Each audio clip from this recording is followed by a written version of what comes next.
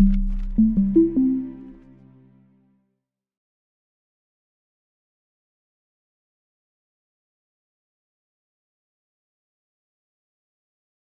everyone. Good morning, good afternoon, depending where you are.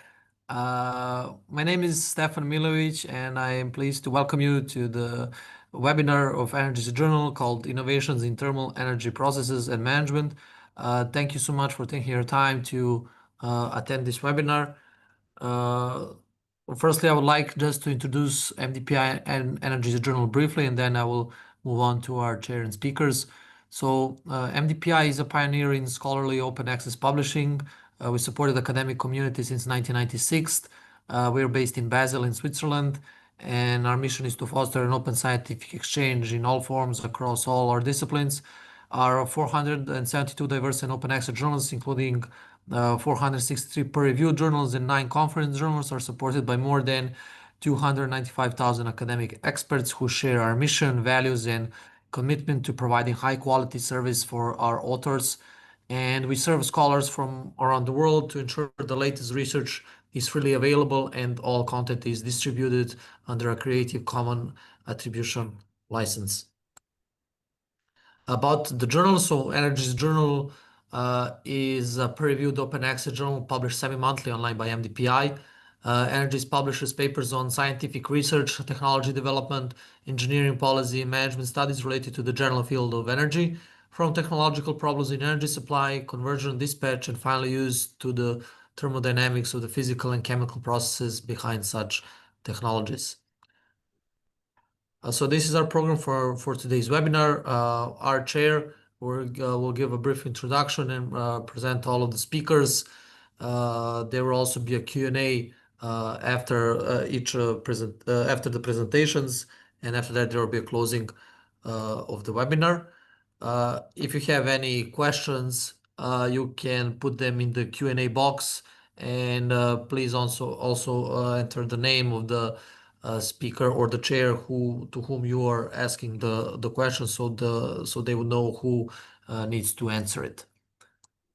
Our chair of today's webinar is Dr. Xin Cui from Xianya Tong University in China.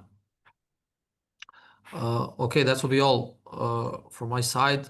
I will now let our chair, Dr. Cui, make a brief introduction, introduce the speakers, and now we can move on. Dr. Cui, you have the word. Okay, thank you. So hello, everyone. Welcome to attend this webinar. I'm Cui Xin from Xi'an University, the chair of today's session. So today we are fortunate to have 3 keynote speakers: Prof. Chua from National University of Singapore, Prof. Shaw from Chongqing University, and Prof. Liu also from National University of Singapore.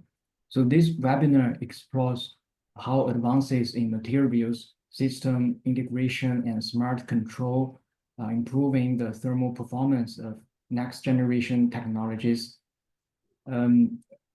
This is a program of today's session.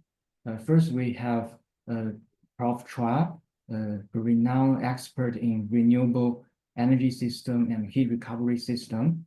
So Prof. Chua will start our webinar with insights into smart heat innovations in thermal energy recovery and utilizations. I will briefly introduce Prof. Chua. He is currently an associate professor at the Department of Mechanical Engineering at the University of Singapore, National University of Singapore. He has published more than 200 international peer-reviewed journal papers, 6 book chapters, and 2 recent monographs on advances in air conditioning. He has been elected to several fellowships, including Fellow of Royal Society, Fellow of Energy Institute, and Fellow of Institute of Mechanical Engineering. He has highlighted among the top 1% of scientists in the world by the Universal Scientific Education and Research Network, the top 2% of the energy researchers in the Elsevier database, and the top 0.3% in the Stanford list of energy researchers. His works has garnered more than 12,000 citations with a current H index of 57. He is the associate editor of several reputable journals in Elsevier, Wiley, and Taylor Francis. He's on the editorial boards of numerous journals in Elsevier, Springer, Taylor and Francis, and MDPI. He owns more than 10 patents related to several innovative cooling and dehumidification systems. He has been invited to deliver many plenary and keynote talks on his research findings. He is a principal investigator of several multiple million competitive research grants. Additionally, he has been awarded multiple local, regional, and international awards for his breakthrough research endeavors. So, Prof. Chua, let's share. Let's welcome you to give us the keynote speech. Thank you, Dr. Tsui. Dr. Kian, you can now share your screen and start with your presentation. Stop the screen. So good afternoon to everyone from Singapore. Right, it's a great pleasure to be here presenting. My name is KJ Chua. I'm from the Department of Mechanical Engineering of the National University of Singapore. So today I'm going to share with you some of the research that we conducted in my group. So the title of my presentation is Smart Heat Innovation in Thermal Energy Recovery and Utilization. So before I start my presentation with some of the technologies that we developed in my lab, in my group, I will give you some global figures, right, related to thermal waste heat recovery. So as you can see from this slide, right, the recovery of waste heat is a very colossal project, right? So globally, waste heat recovery system harness thermal energies from sources like fuel gases, diesel generators, and cooling tower stream process. And it's widely recognized for its cost-effective approach in boosting overall plant efficiency. So you see the figures from this slide that the revenue generated from waste heat recovery indicates number raising from $30 billion in 2018 to $55 billion in 2022. And this figure is expected to exceed 110 billion in 2030. Therefore, what we can conclude is that the waste heat recovery market growth is anticipated to grow at a compound annual growth rate of about 7% from the period from 2024 to 2030. Furthermore, waste heat recovery also involves industries such as the metal manufacturing industry, petroleum, oil and gas refinery, and they constitute a big part of this thermal waste heat recovery. These slides explain some of the key terms related to cogeneration and trigeneration. So to start off, cogeneration is a process that produces electricity and heating, whereas trigeneration is an extension of cogeneration that involves the simultaneous production of electricity, heating, and cooling. Trigeneration is the process by which some of this heat that is produced by a cogeneration plant is recovered and further used to generate chill water for the purpose of air conditioning or refrigeration purpose.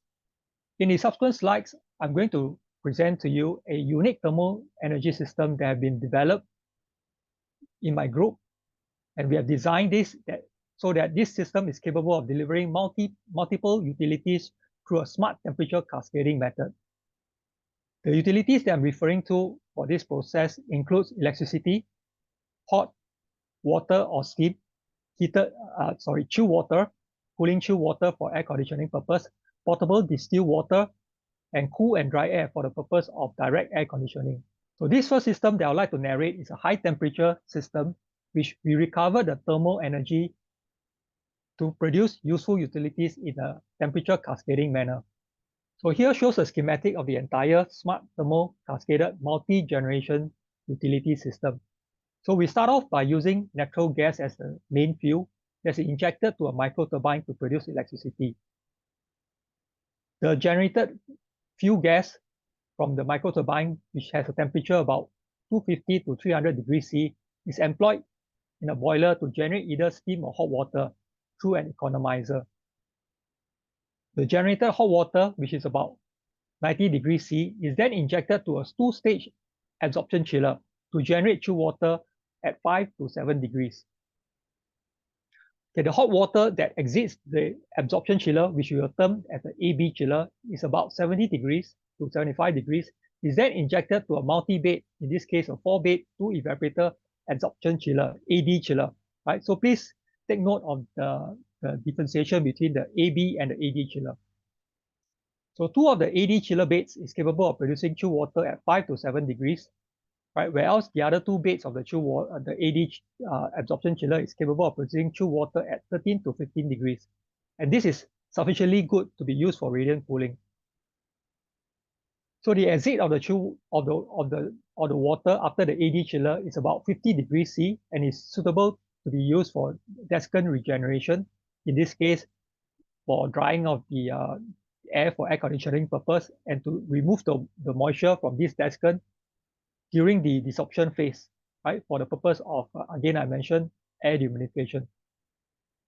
So accordingly, the entire system is designed based on the smart matching and temperature cascading method to produce the essential utilities. So to summarize, the essential utilities here from the slides refers to electricity, hot water or steam, air conditioning, and potable drinking water. So this is a pictorial perspective of the entire smart thermal cascading multi-generation utility system.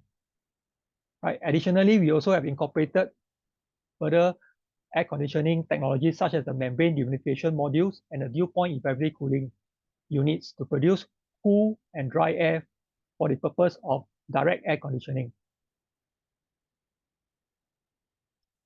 So we have designed and engineered a two-stage AB chiller with hybrid cooling refrigerant, namely the ionic liquid plus water. So the use of the hybrid cooling refrigerant reduces the risk of crystallization, which is very typical for a single-stage lithium bromide system, and also facilitate higher temperature waste heat absorption of between 90 to 100 degrees C. So the use of the double-stage AB system enable higher energy efficiency to be realized by as much as 50% compared to a single-stage AB cooling process.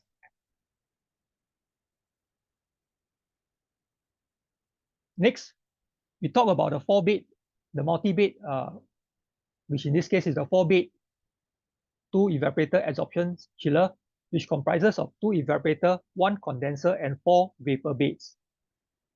The low-pressure evaporator is used for low temperature chill water production at 5 to 6 degrees C, primarily for direct cooling and dehumidification. The high-pressure evaporator, besides producing chill water at 13 to 15 degrees, can be directly used for radiant cooling, and also its other byproduct, its other side job, duty is to produce thermal desalination, in this case to produce the potable water that we desire. During the absorption process, the high pressure evaporator produces vapor for bed 2 and 4, while the low pressure evaporator produces vapor for bed 1 and 3. And the injection of any wastewater or dirty water, or sometimes we term as a breakage water, or even seawater, if it's applied to the high pressure evaporator, will enable thermal distillation to take place. And this will directly produce the potable water that we desire. And the total cooling capacity of this unit that we have designed is about 30 kilowatt and is capable of producing up to 25 liters of potable water per hour. So the next question you will ask is, how good is the quality of this water? Right, the purity of the thermally distillated water from this multi-bed AD chiller is about 28 microsiemens. And in contrast, the purity of the tap water in Singapore is typically about 164 microsiemens, while the mineral water, which we can procure for the supermarket, is about 15 microsiemens. So in other words, the distilled water that we produce is much closer to the high quality mineral water that one can procure from the supermarket. As I mentioned, we also have incorporated technologies that further dehumidify the moisture from the air, right? So the next technology I'd like to highlight is the composite membrane that composite membrane dehumidifier that we have developed, designed, and tested. So this is the first moisture dehumidification technology that has evolved from my group, and it's a composite membrane that hybrids ceramic and polymer material to synthesize a high-performing membrane dehumidifiers. So the ceramic material that we refer to in this case is the titanium dioxide and is layered on a fine metallic mesh to strengthen the base and to regulate the pore size of the membrane. The polymer material combines TEG and PVA, which is then layered on this substrate to significantly improve the moisture permeability and selectivity of the membrane. So some of the unique features of this composite membrane includes high water vapor permeability and selectivity, high durability, extremely flexible, as you can see from these slides, and is most importantly is low cost to produce, and it can be easily scaled up to different sizes. So the next technology that I like to talk about is a new class of polymer-based superabsorbent that we have used also for the purpose of moisture absorption. And if we benchmark with the best grade A commercially available silica gel desiccant, we have demonstrated that this superabsorbent has about 4 times more moisture absorption capacity and regenerate at much lower temperature, about 40 to 50 degrees, compared to silica gel, which typically regenerates at about 80 to 120 degrees C. And also the regeneration time is about 30% shorter. So in addition, this superabsorbent can be easily coated on many metallic surfaces, in particularly the metallic surface of heat exchanger, namely copper tubes and aluminum pins. So we have upscaled both the membrane and the desiccant-coated dehumidification technology to be installed at any air handling unit. So when combined, both systems will enable handling of large volume of airflow from about 5,000 to 10,000 cubic meter per hour of air. And it can dehumidify the air from about 22 grams to about 12 to 13 grams of dry air per kg of dry air. And that is very appropriate for air conditioning thermal comfort application. So this slide summarizes the key technology that we have designed and engineered by my team. As you can see, individually, they can operate as standalone system, but when integrated, they can be designed based on a temperature cascading method to evolve the novel heat-driven multi-generation smart utility system that we have highlighted in the earlier schematics. So these slides illustrate the difference between grid-based utility generation versus our waste heat-driven multi-utility system. Right, for a grid-based utility, electrical chiller is employed to produce the chill water for air conditioning. Conventional vapor compression-driven air conditioner is also used to supply cool and dry air, while electrical boiler is utilized to produce hot water, and potable water is produced from the water grid through the reverse osmosis process at the water treatment plant. So the multi-generation system is one integrated system that can produce all these essential utilities.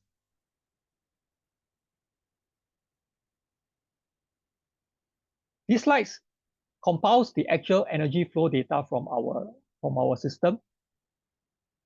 As you can see, heat recovered from the fuel gas is used to produce hot water or steam in the boiler at about 140 kilowatts.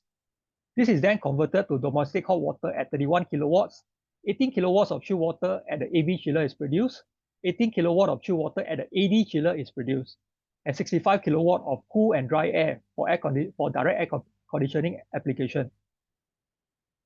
Simultaneously, 23 liters per hour of potable water is also produced. Therefore, if we combine all these processes together, we can compute the performance efficiency of the system, and we can proudly say that the system has an overall energy conversion efficiency of 65%.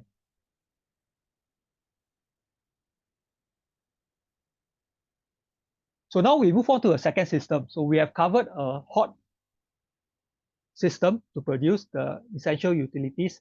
The second system that I'd like to narrate is a low temperature system, which we are able in this case to recover the cold energy and again to produce the essential utilities in a cascading temperature manner.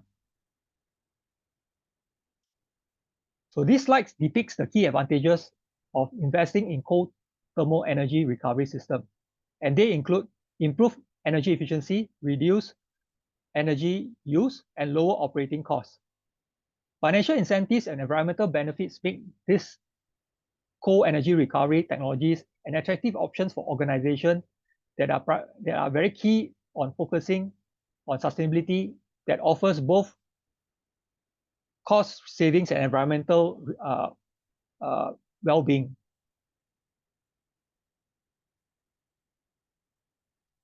So here is a schematic that demonstrates a coal energy recovery system during the LNG to CNG conversion.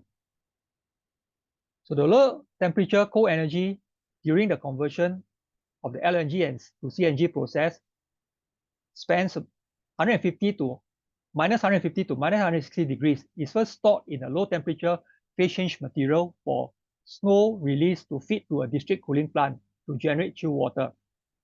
The excess coal energy, now having temperature in the range of minus 130 to 5 degrees, is then utilized for cryogenic power generation through a cryogenic ranking cycle. Right, coal energy from minus 5 degrees to, in this case, 7 degrees is then stored in a higher temperature phase change material to generate chill water production. Finally, coal energy above 0 degrees is employed for atmospheric water harvesting by a dew point condensation process. So as you can see from these slides, the utilities here we refer again is the chill water for direct air conditioning application, electricity, cold and dry air for air conditioning, and portable drinking water.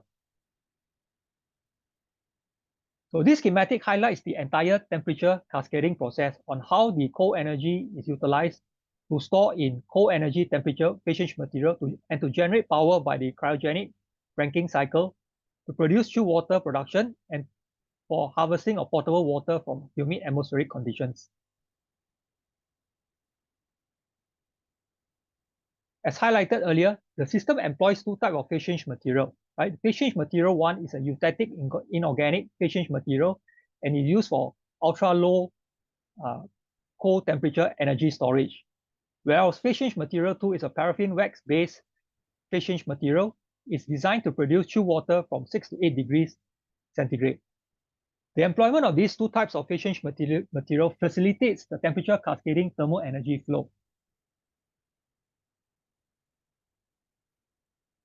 This is our lab scale coal energy temperature cascading harvesting system incorporating both phase change material. And again, our objective is to produce electricity, chill water, potable water, cold and dry air for direct air conditioning application.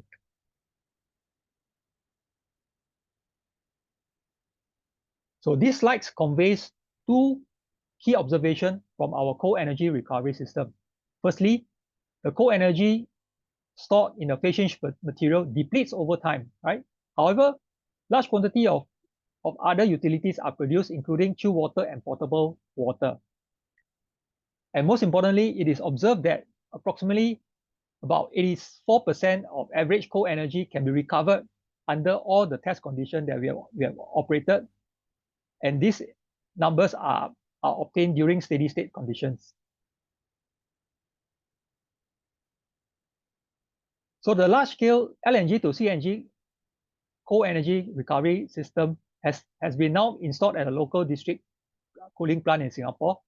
The coal energy that was able to this coal energy that we have recovered is able to generate about 800 refrigeration ton of chill water to supplement the existing full capacity of a 4,000 refrigeration ton chill water production by a district cooling plant. And some of the potential application of both our thermal energy multi-utility generation systems include floating cities, right, where you need essential utilities to be produced, underground living, and natural disaster camps, where essential utilities are often considered to be indispensable. Okay, in the summary slides, I will summarize the key features of the both systems that I presented. Firstly, we have developed a heat-driven multi-utility generation system that's capable of producing, in fact, 5 essential utilities from a single fuel source. In this case, we are referring to electricity, chill water, hot water or steam, potable drinking water, and cool, dry air. For the high temperature waste heat recovery system, a novel temperature cascading method is employed to match the temperature flow of the waste heat and the various thermal technologies. Also, a decoupled cooling system can improve energy efficiency in terms of the kilowatt per refrigeration ton of cooling. Thirdly, several innovative in-house thermal technologies were developed for this work, and they include the 2-stage AB chillers, the advanced waste heat-driven 4-bed AD chiller, the membrane-based dehumidifier, the super absorbent heat exchanging system. Fourthly, the cold energy system that we covered in the second phase of this presentation is specially designed for LNG to CNG conversion process. And a cold temperature cascading facility enables up to 80% of the discharge energy to be harvested. In this case, again, to produce the useful utilities, in this case, the chill water, electricity, potable water, and cold and dry air. And data collected over a period of more than 6 months have demonstrated consistent results of close to 80% recovered cold energy from both labs and the large-scale system that we have installed in the district cooling plant. So before I end my presentation, so here are some of the recent monographs that my research group have authored and may be of interest to you. You can get the e-copies, or you can place your orders through the Springer. Most of the details, if you need the technical details that I've covered in all these slides, are all documented in these monographs. And with that, I end my presentation here, and then I'll be happy to take on any questions that you have later on towards the end of this webinar. Great, thank you. Thank you so much, Dr. Kieran, for your detailed presentation. I think it was real. Thank you so much. Okay, now we're moving on to our next speaker, which is Dr. Yunlin Shao. Dr. Shao, you now have the word and you can share your presentation. Hello, everyone. Today, I want to share one research work in our group. My topic title is Phase Change Microcapsule for Low Carbon Building. Currently, phase change material has applied in many fields. In the low temperature field, phase change material has narrow working temperature range and required strict control of their subcooling degree. In the low temperature field, the main phase change material used are paraffin wax and hydroxide salt. Among them, paraffin wax is widely used due to its advantages of high energy storage density, stable performance, and no phase separation. However, it also has problems such as easy leakage during the phase change process and low thermal conductivity.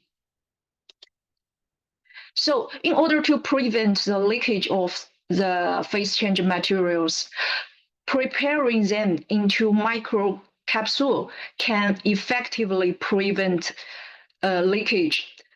The size of microcapsule are at the micro to nano scale. However, due to the size effect, the subcooling degree of the encapsulated PCMs will increase, and the improvement in thermal conductivity is not significant.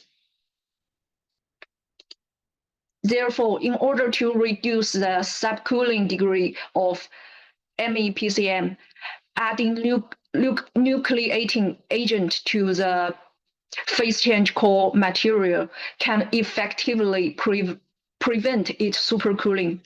The main nucleating agent include homogeneous nucleating agent and heterogeneous nucleating agent. Among them, the metal oxide has the advantages of low cost. Adding them to the core materials can not only serve as nucleating agent, but also as thermoconductive particles. However, the addition of the nanoparticle to the core materials is prone to aggregation and sedimentation, leading to poor stability. On the other side, in order to improve the thermal conductivity of the phase change microcapsules, the thermoconductive fillers are mainly loaded on the core or the shell material of the microcapsules.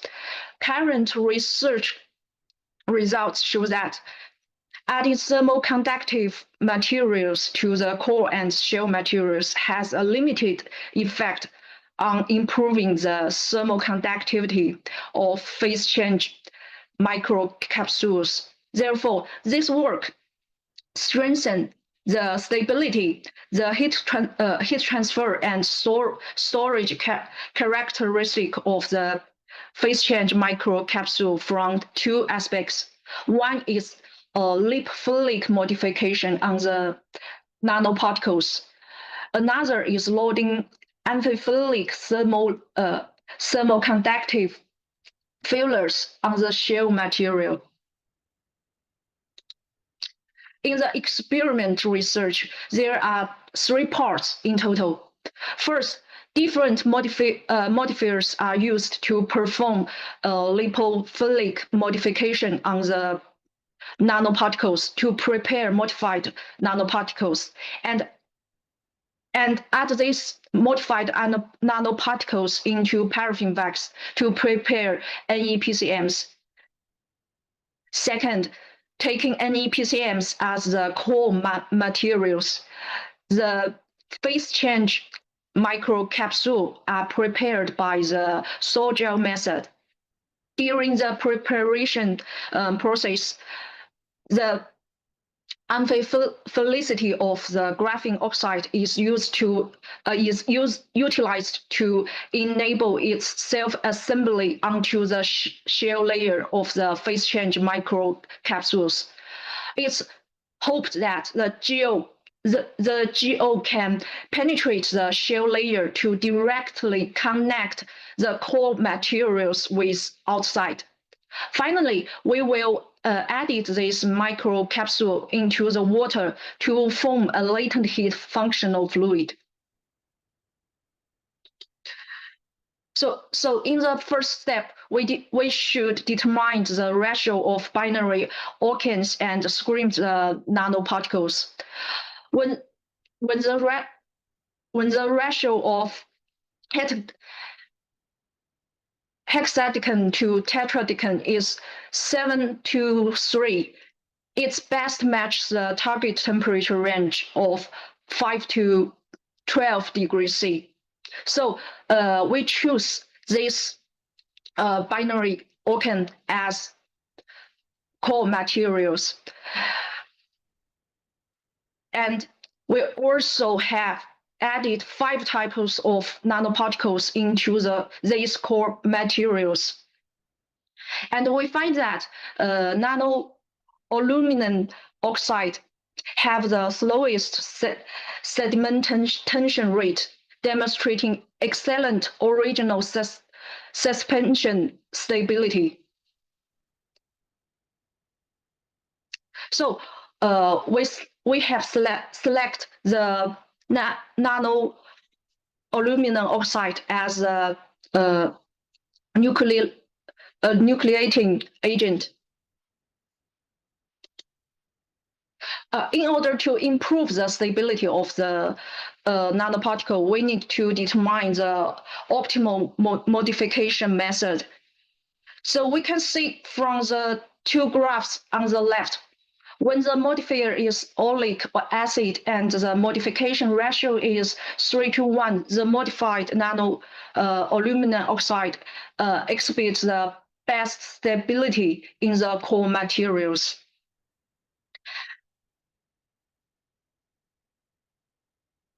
And the FTIR and XRT results show that lipophilic modification did not affect the crystal structure of the nano-aluminum oxide, and the lipophilic groups will successfully introduce to the surface of the nanoparticles. After that, we characterize the thermophysical property of NEPCMs. We find that when 1% modified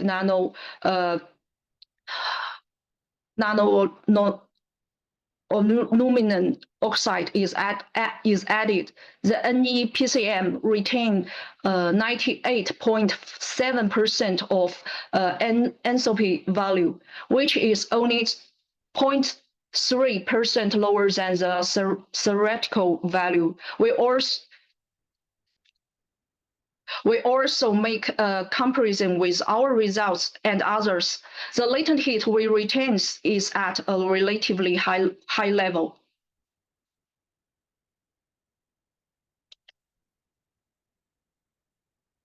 And we optimized the preparation condition of phase change micro capsules first. By comparing the phase change enthalpy value, the optimal preparation condition are obtained as follows. The core to shell ratio is 3:1, and the homogenization rate is 8,000 RPM. After that, we have a prepared phase change microcapsule with modified nanoparticles, and we find that after adding 1% modified nano-aluminum oxide, the subcooling degree of MEPCM decreased from 10.4 degrees C to 4.1 degrees C. And most importantly, the phase change performance of this micro capsule remain basically unchanged after being stored for half a year. On this basis, we adopt graphene oxide into the shell layer of these microcapsules. After adding graphene oxide, the phase change enthalpy value of the microcapsule gradually decrease. When 0.4 weight% GO is added, the enthalpy value remains at 107 joule per gram. And we can see from the figure on the left, there are the thermal conductivity of the different microcapsules. And we can find that a 76.4% enhancement in the thermal conductivity was achieved with an ultra-low graphene oxide loading. It's only 0.4 weight%.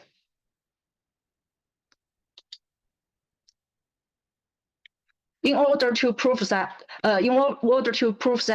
GO exists in a penetrating form on the shell layer, we conduct a series experiments and characterizations. Photothermal tests were conducted on different phase change microcapsules. We can see from this figure, the microcapsule with graphene oxide shows faster temperature rise and obvious photothermal effect. This indicates that graphene oxide was successfully loaded onto the shell material of the microcapsules. And the Riemann results also show that the graphene oxide was successfully loaded into MEPCM.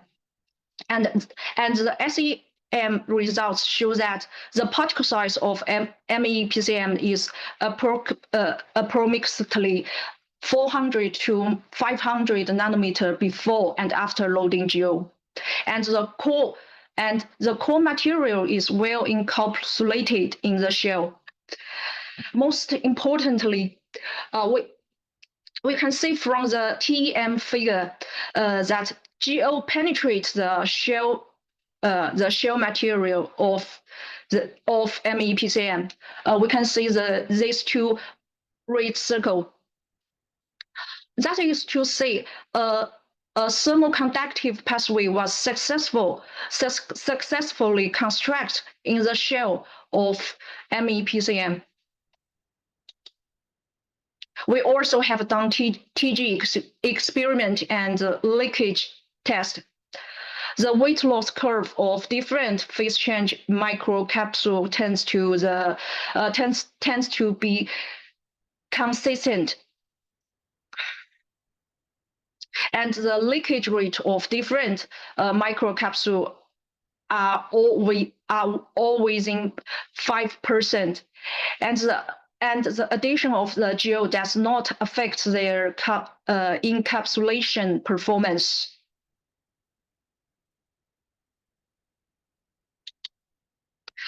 In the last part, we have added this microcapsule into the water to prepare the latent heat functional fluid. After adding the microcapsules, the zeta potential value of the functional fluid are all above 30 millivolt, constantly maintain a high level. It indicates good stability of the latent heat functional fluid. We also use console modeling to compare the heat transfer performance of pure water and latent heat functional fluid. The PDF factor of the latent heat functional fluid with 10% microcapsules is 23% higher than that of pure water. Compared with pure water, the heat transfer area of the heat exchanger is reduced by 32% when employing the latent heat functional fluid. So the manufacturing cost of the heat exchanger will be significantly reduced. Yeah, my presentation is finished. Thanks for your listening. Thank you, Dr. Shao Yinling. Thank you so much, Dr. Shao. Yeah, sorry. Just now I forgot to introduce our keynote speaker. Can I share my screen now? You can share it briefly. Yeah. She's now is associate professor in Chongqing University. She obtained her PhD degree from National University of Singapore in 2018. His main research interests are flexible composite phase change materials and battery thermal management. She has published 27 international peer-reviewed journal papers. Next, our keynote speaker, Dr. Will Chang Liu. She joined National University of Singapore in January 2025. She obtained her bachelor's degree in PolyU and subsequently received her Doctor of Philosophy in Mechanical Engineering from University of Hong Kong. During her postdoctoral research, she worked with Professor Xuanhe Zhao and Nicholas Fang at MIT.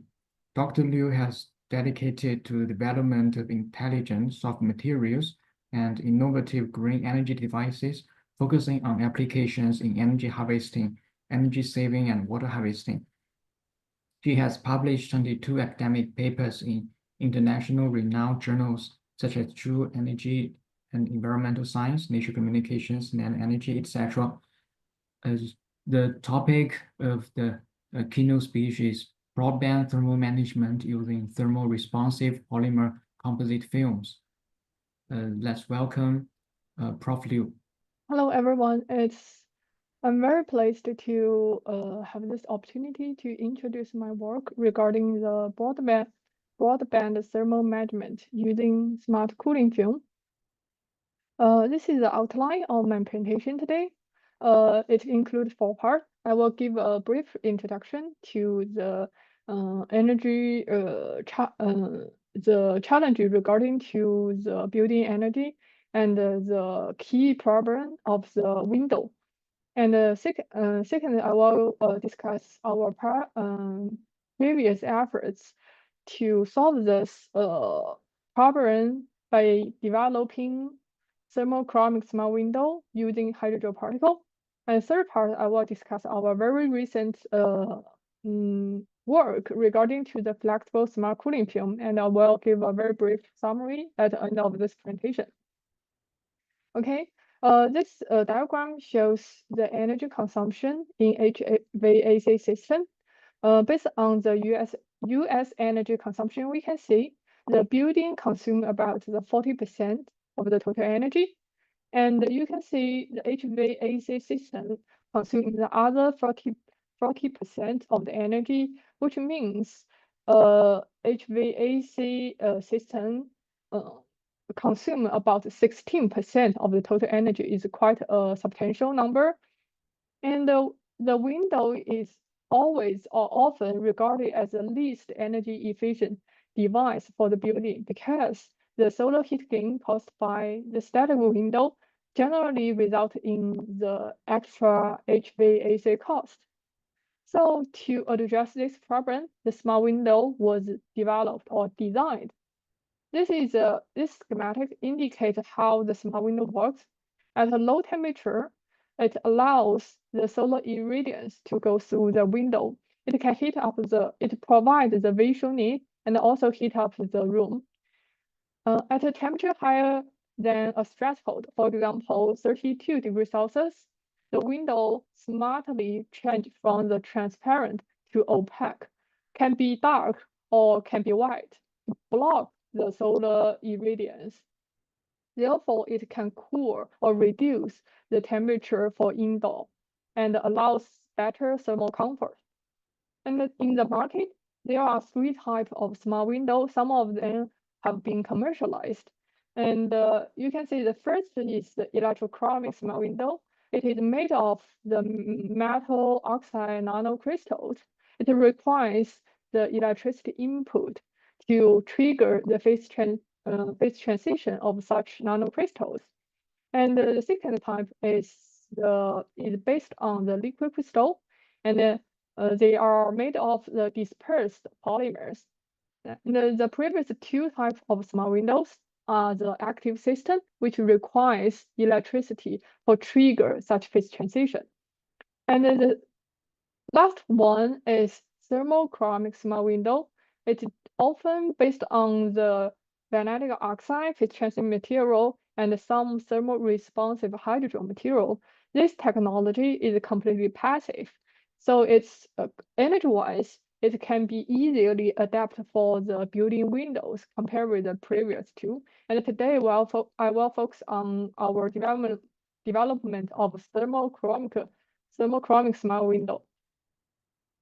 Let's say the conventional thermochromic smart window, they are made of the magnetic oxide. This phase transition material, it can change from semiconducting phase to the metallic phase.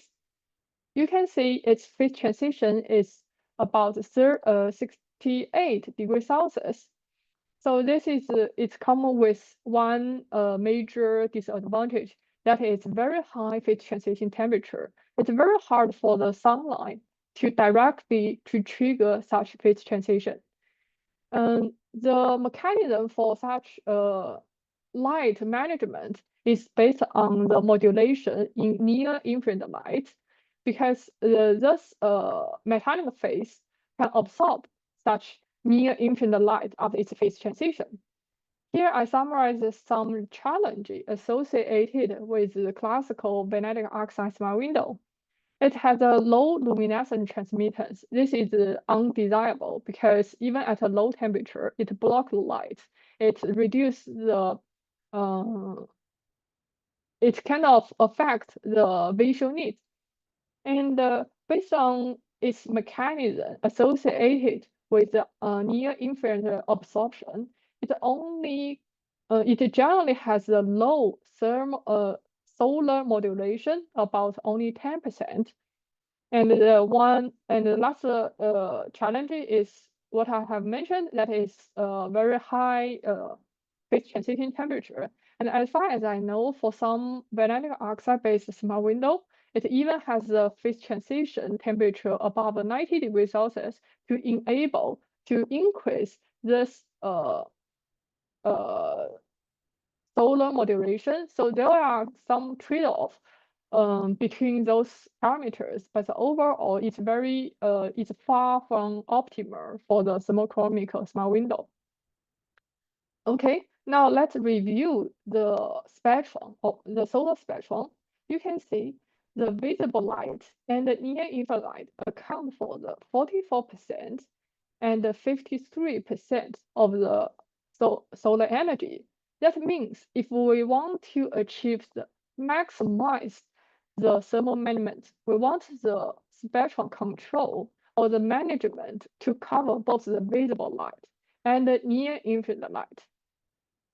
Here I applying, so my strategy goes with to use the thermal responsive hydrogel to achieve the tunable transmittance spectrum to cover the both visible and near infrared light. This is the materials I used. It is the polynephrine. It's a very commonly used phase changing medium. It's often used for the drug delivery. We can see to form such polynephrine hydroparticles, the polymer network at a low temperature before its phase transition is very hydrophilic. So it forms the hydrogen particle with refract index very close to the water, that is about 1.33.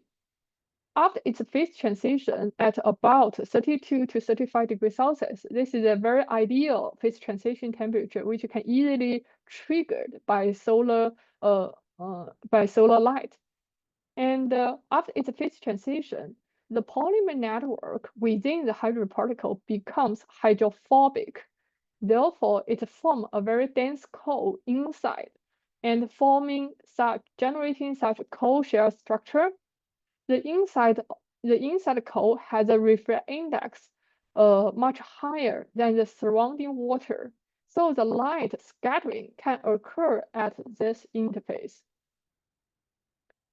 Therefore, we can utilize such phase transition and the light scattering phenomenon to develop our polynephrine hydrogel smart window. We can embed a lot of hydroparticle within the in the middle of the double glass size window, and then after its phase transition, there are multiple scattering occurring among those particles, and then to block the solar sunlight. However, there are two challenges associated with hydrogen particle. The first one, when we synthesize such particle, it's very easily to form uneven distribution of the polymer.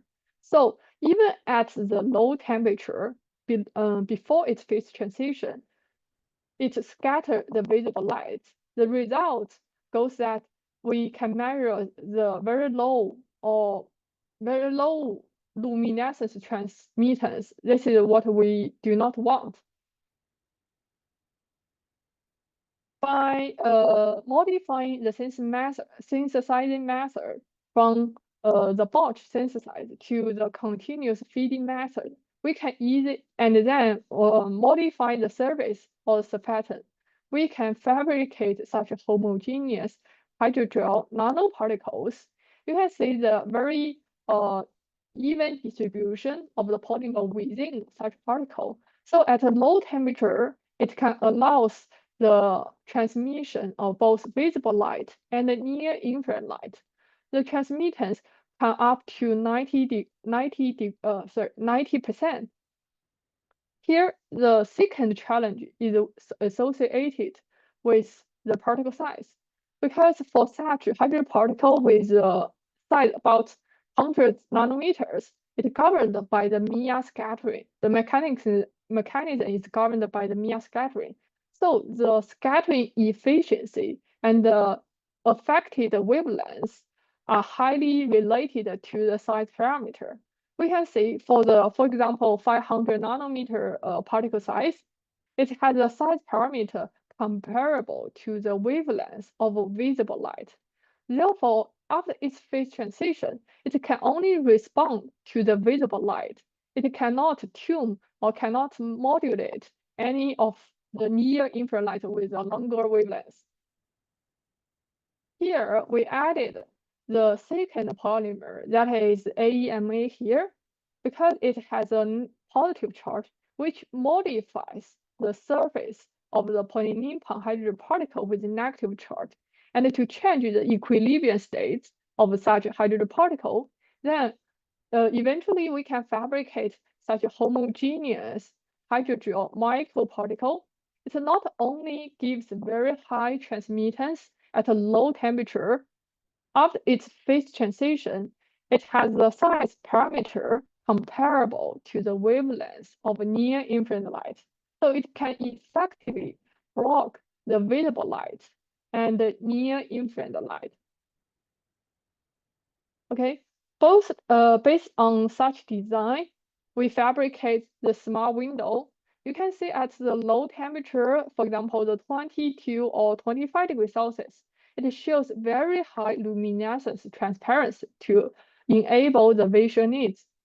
After its phase transition at about 34 degrees Celsius, you can see the spectrum in the visible range and as well as the near-infrared range. Those transmittance, this transmittance spectrum have been largely reduced. Here we achieve the solar transmittance modulation up to 81.3%. To best of my knowledge, it's still the record for the similar technology. Then we fabricate a smart window and test it on a dummy room. We measured the indoor temperature at this site too. And you can see the temperature profile after we shining the simulated sunlight on the dummy room. For the normal double glass lights, there is the temperature increase inside about 14 degrees Celsius. But for our polynippon AEMA hydrogel particle small window, the temperature inside is reduced. Sorry. The temperature increase is about 9 degrees Celsius. It contribute to about a 5 degrees Celsius temperature drop for the indoor.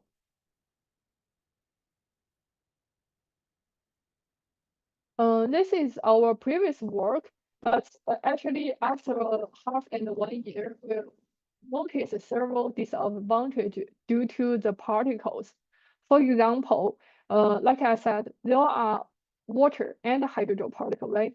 So it requires a rigid glass container to hold such a particle and water. And we usually face the trouble for the encapsulation. Even we can helpfully encapsulation, but the fabrication or the manufacturing cost is quite high. And after a half year, we found the sedimentation of the hydrogen particle due to the gravity force. Only the bottom part of the window, if we put this window vertically for a half years, even the bottom part can work, can have the phase transition because there is no particle at the upper side of the window. And we often suffer from the very time-consuming synthesis.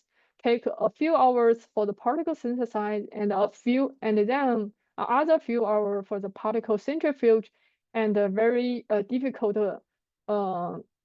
device installation. So we developed our second generation of the polynippon hydrogel network film.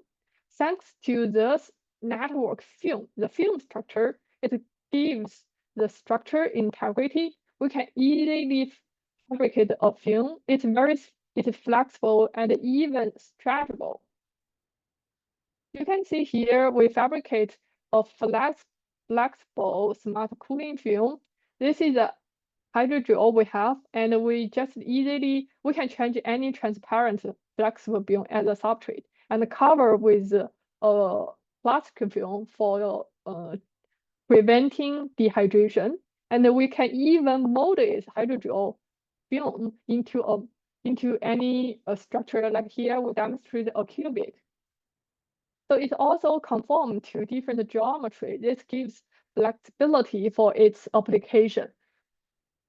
Here is a zoom in of the microcity image of our hydrogel flexible thermochromic hydrogel flexible film. We can see here we use the PE substrate. It can be replaced by any transparent flex substrate, and then polyimide hydrogel network film. And here we use this polarized PVDF HFP film as a sealing coat to prevent the dehydration. Also, it gives another functionality. I will discuss this later. We modify our synthesis method. We now use the photopolymerization in DMSO instead of the thermal polymerization.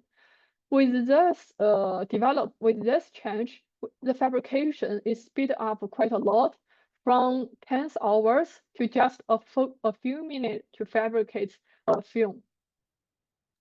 Let's discuss about how we can achieve the good thermochromic performance as good thermochromic performance as good as before. Here shows the SEM image of our thermochromic film. It has this micro pore structure, and then we found out the pore has the pore size larger than the 2 micrometer, and for each pore it has a thin film structure less than 200 nanometer. Those two features are far from the visible light wavelength range. It indicates this film can be very transparent. Even with such pore structure, we can see through this film due to those features are far from the visible light wavelength range. After its phase transition, how it can change and modulate the transmittance spectrum. Here, the schematic indicates our proposed mechanism. We have the hydrogel network film. It's transparent at low temperature. After its phase transition, due to the hydrophilic to hydrophobic phase transition, it's collapsed to form a dense layer at the surface, and this dense layer can reflect the incoming visible light and the near infrared light.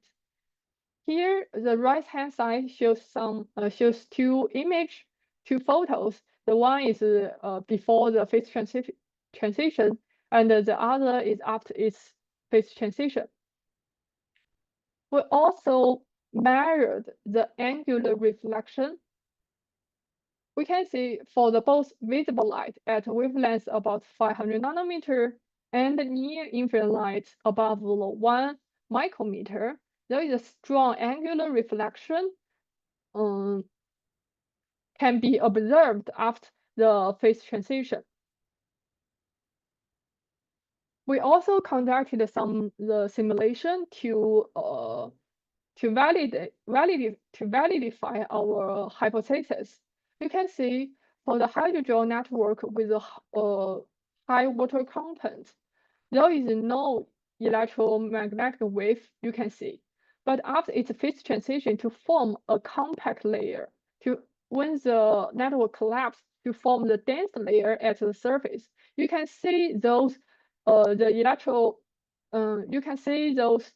the reflection wave generated at such design with less water and a more compact form.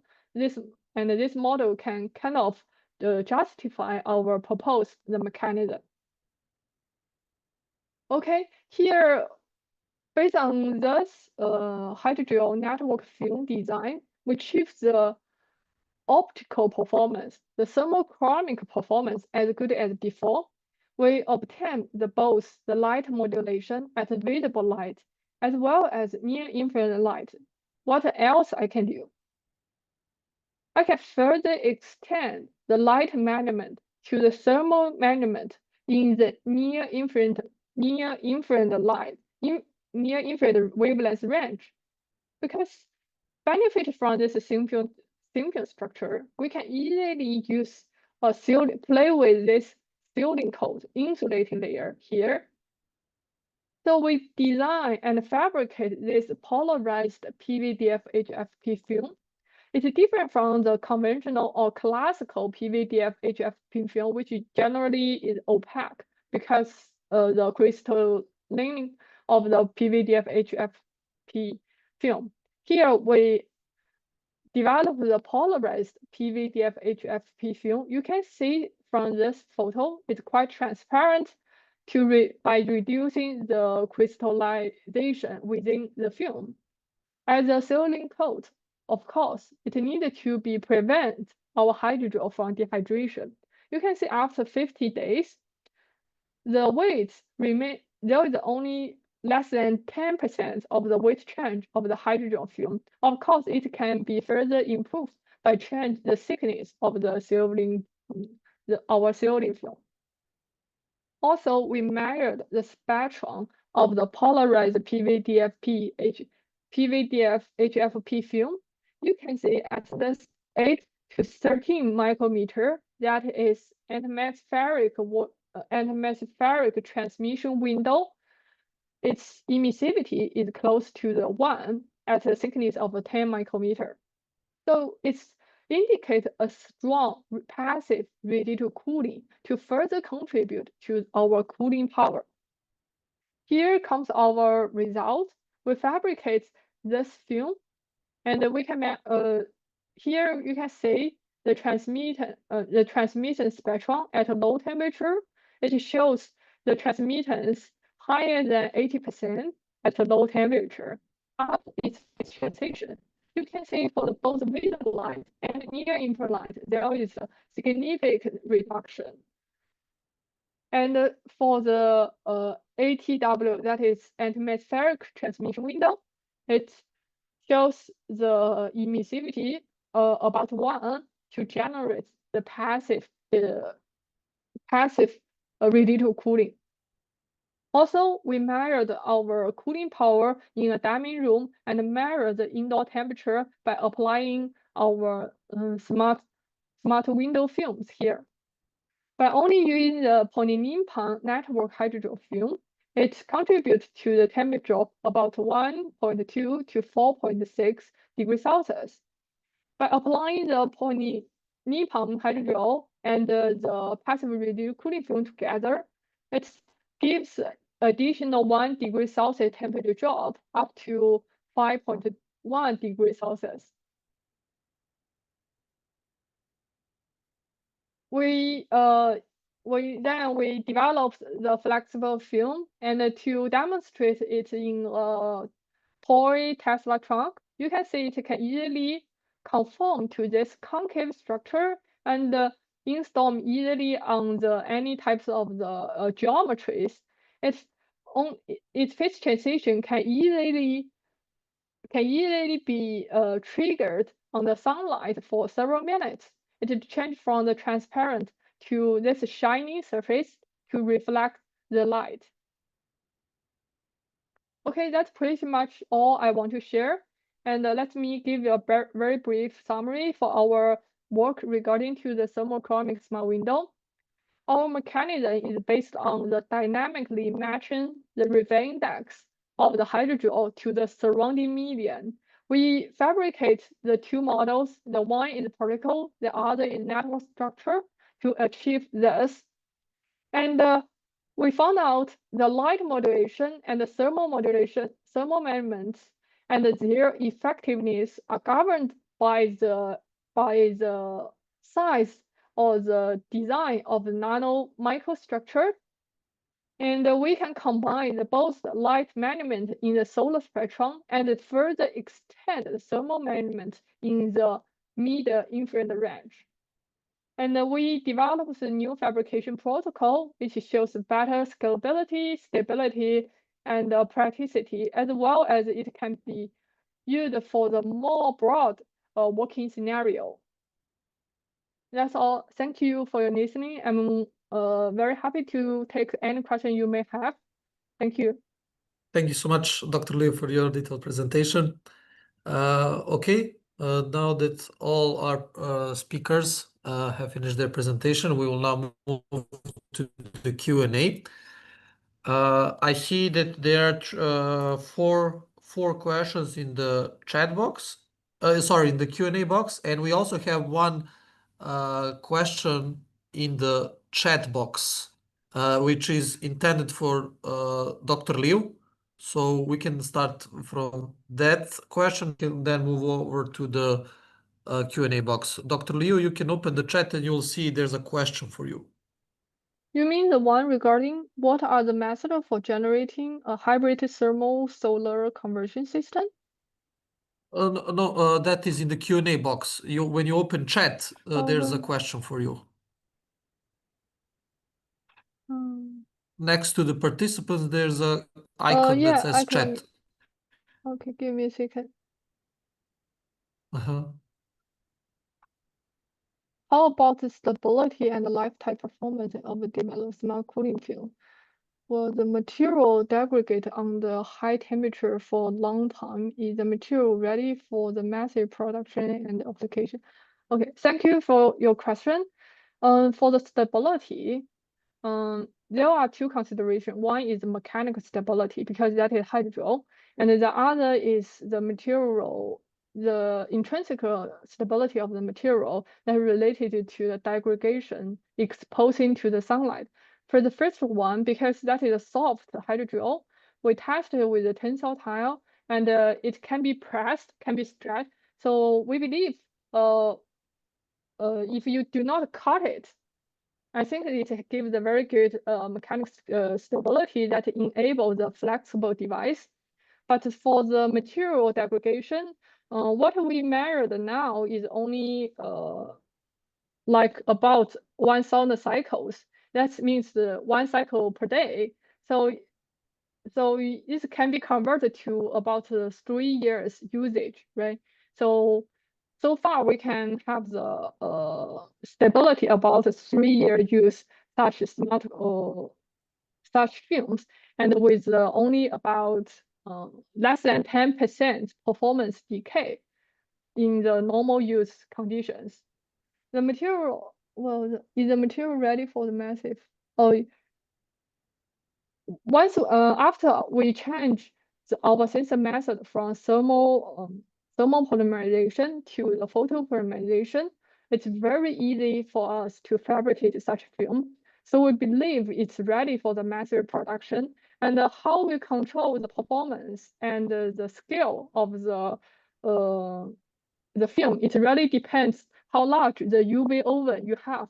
And as long as you have a proper UV oven that with the specific wavelengths that can cure the hydrogel, it can be scaled up quite easy. Thank you. Thank you, Dr. Liu. Now we can move over to the chat, to the Q&A box.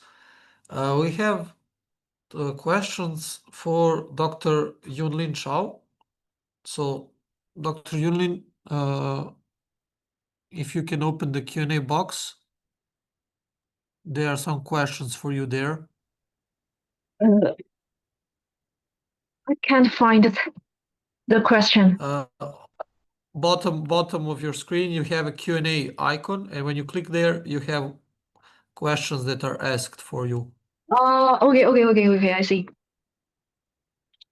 Okay, I see. But there is four questions. So yeah, the first choose 3 one. are intended for yeah, you can go from the first one. The first 3 are for you. Okay.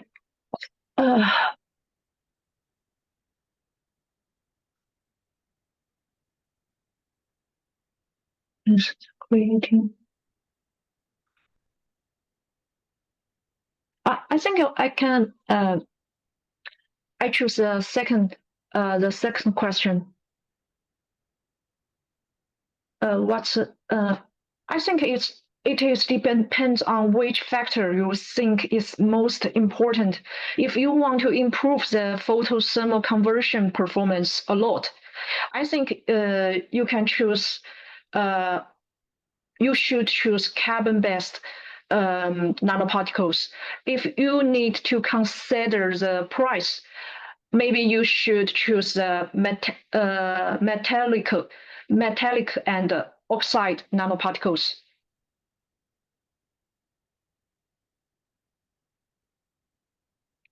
Okay, and what about the first and the third question? The third or the first? You can choose if you like first or third question. So you will answer both, of course. So whichever you would Yeah. like, you can choose. And I will ask the third question. I think recently the research want to prepare the flexible porous matrix with high thermal conductivity to store the PCM. Because they think the flexible matrix can improve the PCM stability and thermal cycling performance.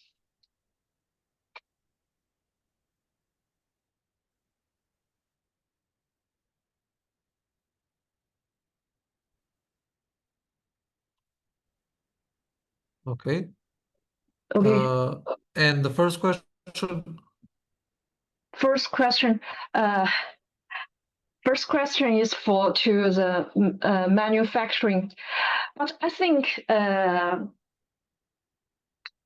the nanoparticles research is still remain at the laboratory scale. The scalability and the uniformity in manufacturing is difficult to maintain. Okay, thank you. Okay. Thank you so much for your explanation. And now we have a fourth question. I don't know for whom to our speaker is this question intended to. What are the methods for creating a hybrid thermal solar conversion system?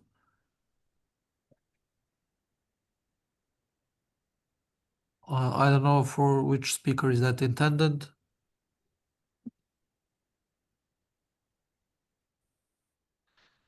If any of our speakers knows the answer to this question, so they can answer it.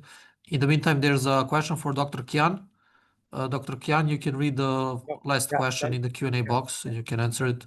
Sure. What is the methodology used for the waste heat cascading?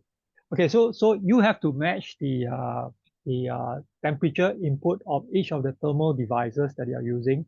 For example, the AB chiller, they operate about 90 degrees, right? The input feed hot water should be 90 degrees, and the exit is about 70 degrees, at 75 to 70 degrees, and that will be used as the input for the AD chiller, right, which operates at it's a slightly lower temperature at 70 to 75 degrees. So you have to match them.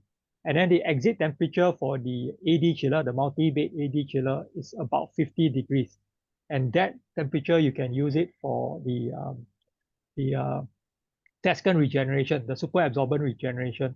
So firstly, you have to study what is the temperature input for each of these thermal devices, and then how is the output temperature from each devices as well. Then you can cascade the whole chain of the devices well. So in other words, your objective is to maximize the usage of this temperature as the temperature drops, right? You do not want to waste any of this temperature and then exhaust it to the environment. That's where you try to recover as much of the thermal energy as possible. Through this smart matching and cascading process, you can achieve that. So at the end of the day, the temperature that eventually you dissipate to the environment is about maybe something about 35, 35 degrees, which is what we would consider the low-grade heat temperature waste heat. There's not much use for it. Because in Singapore, our temperature is about 32 to 35, and you are very close to the ambient temperature, is considered low-grade energy, right? Thermal energy. So that is how we do the proper cascading by matching the device and knowing the input and output for each of the device. Then you can cascade the temperature well. Yeah, I hope that answer your question. Thank you so much, Dr. Kian. Yeah. There's a question for Dr. Shao. There's another question for you. Yeah. What are the methods for creating hybrid No, thermal? So this one? that question, I don't know if that's the question last for you, one. but yeah. You mentioned the nano excited rate compare as a nano. Yeah, because we in our research wait a minute. I need to find my slide. Yeah, because in our research we choose nano aluminum oxide and CNTs and BNNS. The CNT is a 3D nanoparticle, and the BNS is 2D nanoparticle. Only the aluminum oxide is 0D nanoparticles. So we think maybe it's a structure difference. So the nano aluminum oxide is the best choice, and the sedimentation rate is slowest. And additionally, could you how the parameters? I'm sorry, we do not do the different parameters of the nanoparticles, but I think this is a good question, and I think we need to pursue the influence the parameters of the nanosynthesis. Okay, thank you. Dr. Kian, there's a question for you. Yeah, I see the questions. Yeah. Okay. This approach or method has a specific name. We have not coined a name yet, but maybe you could call it the optimum temperature thermal device cascading process. Right? I mean, it's still not fully optimized. I mean, there's still some optimization to go, but in general, if you follow the method, you are quite optimizing the process. That means you are trying to utilize the temperature of the waste heat at different stages, and then to extract as much useful utilities out of it through a specific thermal devices, whether is it a heat-driven systems, or whether is it using for this regeneration, or whether is it use it to produce potable water, right? I think we have published quite a few papers on this. You can check out my Google profile. It's mentioned in the papers, but we have not specifically coined a name for it. Yeah. Okay, thank you so much. Okay, we have no more questions.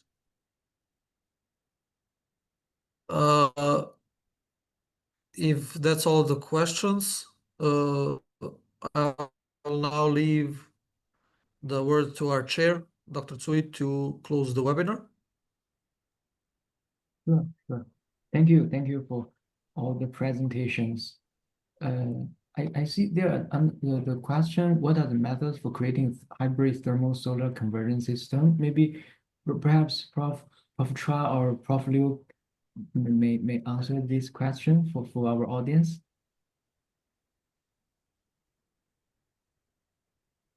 What are the methods for creating a hybrid thermal solar conversion system?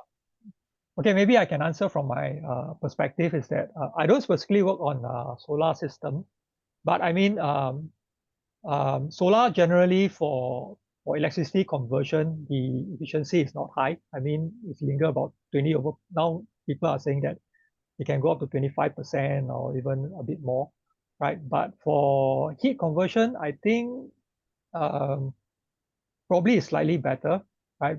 So if you hybrid between a thermal processes versus a direct solar conversion. I mean, solar, you can use the solar heat, even the efficiency is not high, but you can produce something useful, right?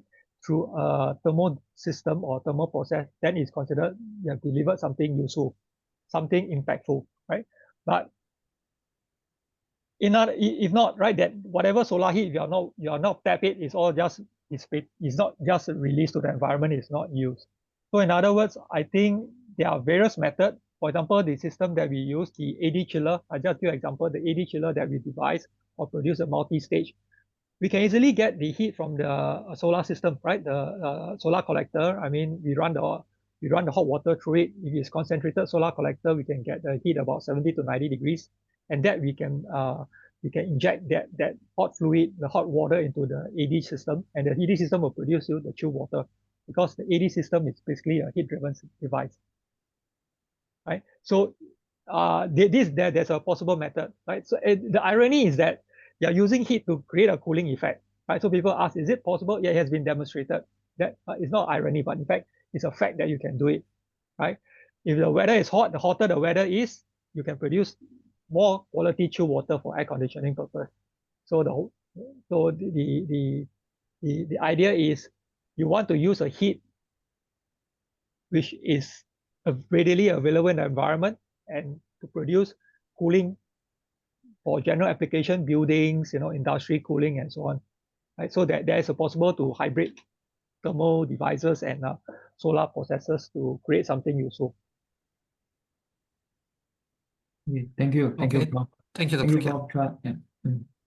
Okay, during your speech, you have talked about so many recent technologies for heat recovery applications, and also I noticed some applications in Singapore. So this is close to the end of this session, and I want to extend my gratitude to all the keynote speakers and all the participants. Sorry, Dr. Tsui, for interrupting you.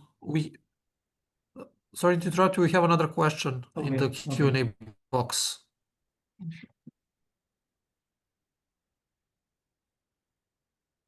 Yeah, I read the question. I think it's for me. So this gentleman, Johannes, right? Johannes is from Ethiopia, where I work in this field. Are there any projects that I could possibly be invited to join? Okay, I think maybe we can touch base. Yeah, after from this seminar, I think you can get my email from my official website at NUS, and then we can see what are possible projects that you could be of interest to you. But right now, I would like to highlight that a lot of my projects are working with the industry to develop a commercial ready system. So I can't reveal too much information at the moment. And the other consideration is that a lot of industry are supporting my research right now. So I'm getting a lot of money from industrial big conglomerates, right? They are supporting my research. So I'm tied down to some non-disclosure agreement with them, right? So anyway, just drop me an email and then we can see how can we work out certain things. Yeah, thank you. Thank you. Okay, Dr. Tsui, you can continue. Sorry for interrupting. Okay, thank you. Thank you for all the speakers and all the participants for your questions and discussions. I think today's webinar is the topic is very interesting. All the keynote speakers share some interesting and recent research works.